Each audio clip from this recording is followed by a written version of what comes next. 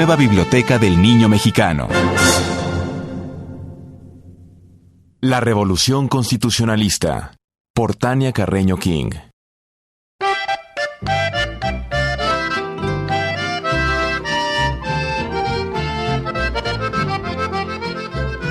Señores, tengan presente que el día 9 de febrero, Mondragón y Félix Díaz se alzaron contra Madero. El periódico de ese día, 23 de febrero de 1913, se vendió más rápido de lo habitual.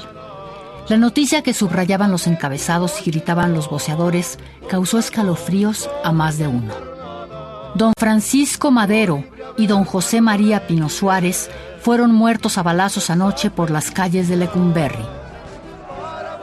La Ciudad de México aún olía a pólvora y a muerte, a pesar de que tenían 3 días determinados el ruidoso bombardeo, las explosiones, las ráfagas de metrallas, los balazos y los gritos de los soldados que se confundían entre quienes estaban en favor del gobierno y los que lo atacaban. La conspiración había surgido dentro del ejército y fue el mismo general que Madero eligió para defender la plaza, Victoriano Huerta, quien terminó por unirse a los rebeldes y encabezar el golpe de Estado. El presidente y el vicepresidente fueron hechos prisioneros en el Palacio Nacional.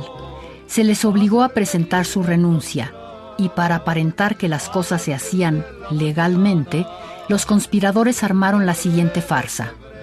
Reunieron al Congreso para aceptar las renuncias y nombrar presidente a Pedro Lascurain, cuyo único acto de gobierno, en los 45 minutos que duró su presidencia, fue designar a Victoriano Huerta secretario de Gobernación. Como lo habían planeado, la renuncia de Madero y Pino Suárez dejó el paso libre a Huerta para asumir, como lo mandaba la Constitución, la presidencia del país. Esto sucedió el 19 de febrero de 1913. Mientras tanto, Madero y Pino Suárez permanecieron presos en el Palacio Nacional, hasta el día en que decidieron trasladarlos a la penitenciaría de Lecumberri y asesinarlos en el camino. El 22 de febrero, fecha de negros pesares, Huerta mandó asesinar a Madero y Pino Suárez. A pesar de que a esas alturas Madero ya no contaba con la simpatía de muchos de sus antiguos aliados revolucionarios, la noticia del golpe de Estado y de su asesinato conmocionó al país.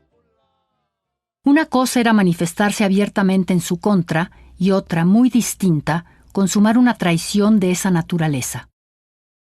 En el estado de Coahuila gobernaba hacía 3 años Venustiano Carranza. Tenía 53 años, una abundante barba blanca y una larga experiencia en los asuntos de la política. Durante el porfiriato había sido presidente municipal de Cuatro Ciénegas, diputado y senador. Era un hombre culto, apasionado por la historia y convencido de que no existía otro imperio que el de la ley. Por eso, y a pesar de que en los últimos meses no comulgaba con el gobierno de su paisano Madero, decidió ponerse a la cabeza de un movimiento armado que restableciera el orden constitucional que habían roto Huerta y los otros conspiradores.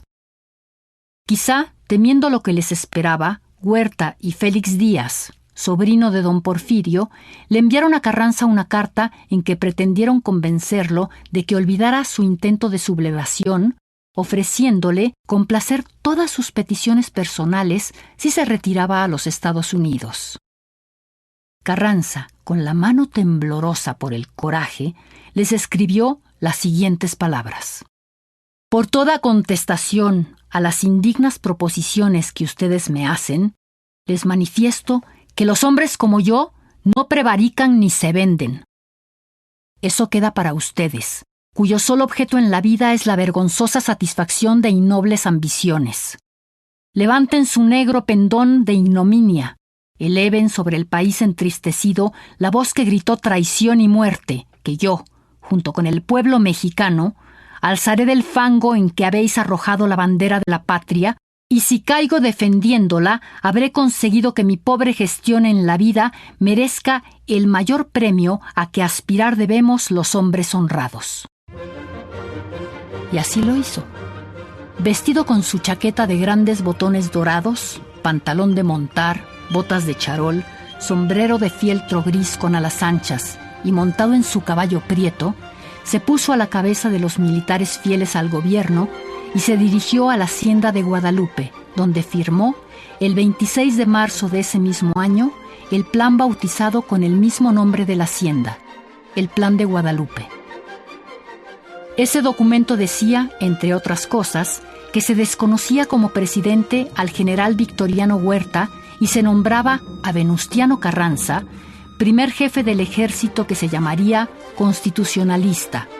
Se llamó así porque exigía el respeto a la Constitución de 1857 y encargado del Poder Ejecutivo que hasta unas nuevas elecciones dieran paso a otro presidente. El gobierno de Sonora también se adhirió al plan y lo mismo hicieron los revolucionarios de Chihuahua y Coahuila. Un mes después ya estaba organizado perfectamente un numeroso ejército que avanzaría desde el norte hacia la capital del país. Como si una avalancha incontenible se hubiera desatado, los revolucionarios fueron cubriendo los estados de Sonora, Chihuahua, Coahuila, Nuevo León, Tamaulipas, Sinaloa, Durango, Zacatecas, San Luis Potosí, Nayarit, Jalisco, Colima, Veracruz. Al mismo tiempo que los zapatistas, que no habían abandonado su propia revolución, enfrentaban a los federales en los estados de Morelos, Tlaxcala, Puebla y Guerrero. Un año después del asesinato de Madero, prácticamente todo el país estaba en guerra, y el gobierno de Huerta, acorralado, daba patadas de ahogado.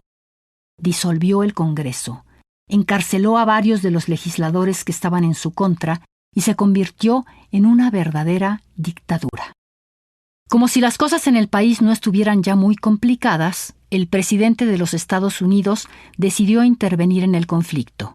Primero, pidió la renuncia de Huerta y después, en abril de 1914, mandó tropas para que ocuparan directamente los puertos de Veracruz y Tampico. Aun cuando se suponía que esta acción era para ayudar a los constitucionalistas, Carranza se opuso a ella y exigió al presidente estadounidense que retirara sus tropas, pues el pueblo mexicano, decía, tiene derecho a arreglar sus problemas internos del modo que más le cuadre.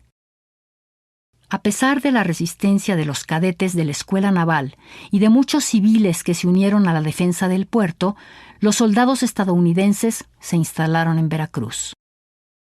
Por suerte, la guerra quedó en suspenso mientras se llevaban a cabo las negociaciones y, para sorpresa de los veracruzanos, a los gringos les dio por la limpieza y la salubridad, y se les veía barriendo las calles y el mercado con agua de mar, instalando baños públicos o dictando nuevas reglas como la prohibición de escupir en la calle. Mientras tanto, Huerta cayó en la cuenta de que era imposible detener el avance de las tropas revolucionarias hacia la capital y huyó del país. Los pocos que quedaron de su gobierno se rindieron el 13 de agosto de 1914 frente al ejército victorioso que comandaba el general Álvaro Obregón. En su marcha a la Ciudad de México, los revolucionarios iban cantando: Huerta ya tiró las trancas, se salió por un corral, cuando supo que Carranza tomaría la capital.